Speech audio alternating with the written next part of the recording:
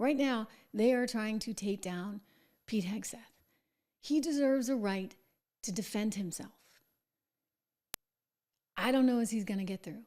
I always, I play it straight. I never saw that side of Pete. I was actually pretty happy. Well, full disclosure, for the first hour, I was like, what?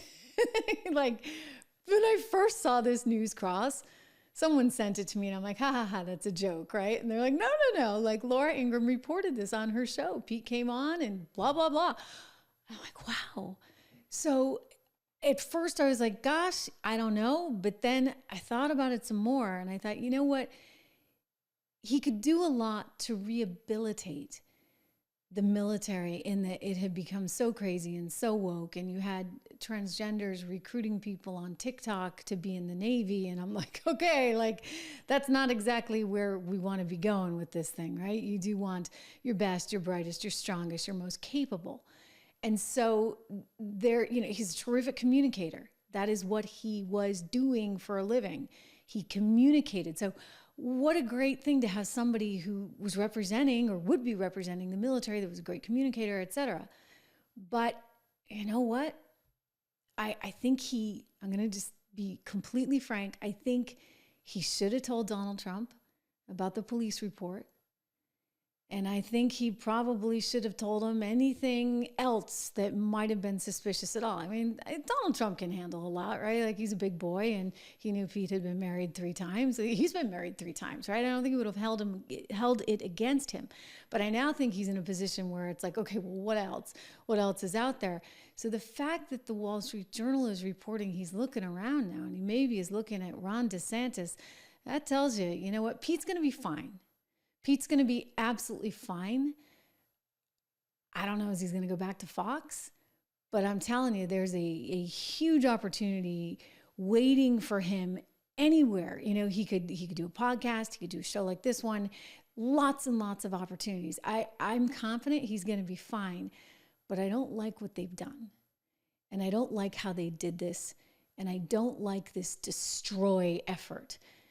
Maybe in retrospect, one of the things that Donald Trump should have done first is not relied entirely on Pete. When they have the sit-down meeting and he says, I'm thinking of you for this, and is there anything that we need to know about?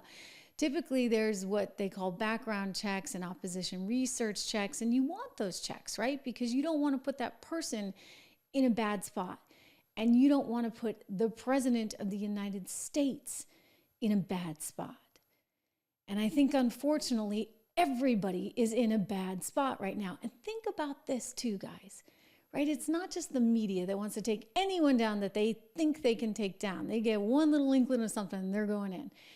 It's also people within the apparatus itself. So you got people in the military that maybe don't want him, that wanted that job themselves. Who knows? Then you've got people within the campaign circle that maybe want that job. I mean, everyone's gunning for the poor guy, right? So did he have the political capital going in? That's a big question. Did he have the support from this, that, and the other going in? I think it's going to be hard. And I would not be surprised. I would not be surprised if they move forward with DeSantis and he becomes the next Secretary of Defense. He wants a position on a national scale. This would give him that. It might better position him to run in 2028. Of course, he's going to have to fight J.D. Vance for that. I'll tell you one thing, though. If I'm Florida, I'm not too happy. You know why? I'm going to lose a great governor. He's been terrific for Florida. I mean, it's the one state that's boomed throughout all of this, Texas too. But that's what's going to be a question that needs to be, hey, where's Matt Gaetz, right? Maybe there's a method to the madness. Maybe, humor me for one moment, maybe Matt knew that whole report on him was about to come out.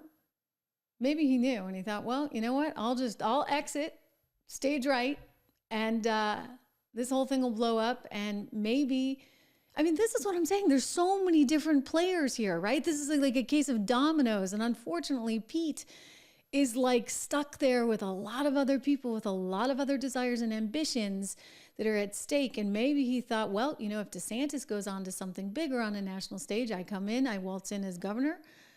I don't know. Anyway, the intrigue continues.